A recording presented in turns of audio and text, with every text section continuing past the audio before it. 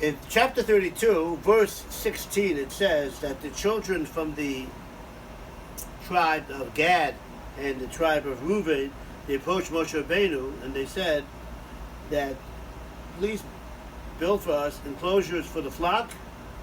We shall build here for our livestock and cities for our children. Says Rashi, Chosim hayu amamoinam. They were concerned for their property, Yosem Mivneim Mivnesem, more than they were for their sons and their daughters. Where do you see that? Shekdimu Mivneim the Tapon. For they first mentioned their livestock, and then they mentioned their children. Moshe said to them, Loche, that's not right. Also, Ikur. You have to make which is essential. V'hatofel. And that which is secondary should be secondary. No. First build cities for your children. There was and then you can make enclosures for your penning. So, very simple. Ikur should be first, and the Tofel should be second. That is the Rashi. It's a wonder. Is it possible that the Bnei Gad, Bnei Reuven, who were Chesidei Elyon, they were unbelievable pious people, that they would care more about their animals than about their children? Shiftei Kah. The Henoch Leibowitz, that Zal points out, Avada, for sure, the main worry was about their children. When you have children, you have to support them. So they're worried about Parnasa, how they're going to have sustenance for their children. So the raising of the behemoths, the raising of the animals, was not for the animals. It started off really. It was just as a way to have Parnasa, sustenance to support the children. But the way the nature of a person is, that when you get involved in something, sometimes you forget why you're involved in something in the first place. Fascinating idea. The Henoch says this in other places too. Maybe Mr. Shem will get to it.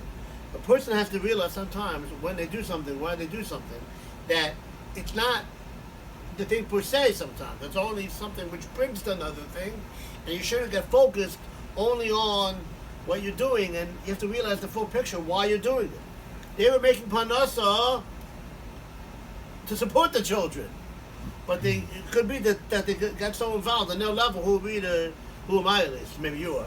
But who am I to judge a Shiftei Kah? But I'm trying to make it better.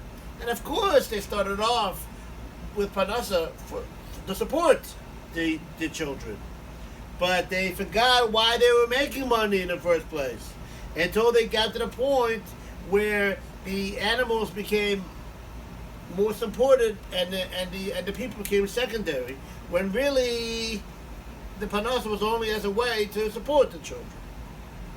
The Medrash, the Medrash al Chumrah, when it brings this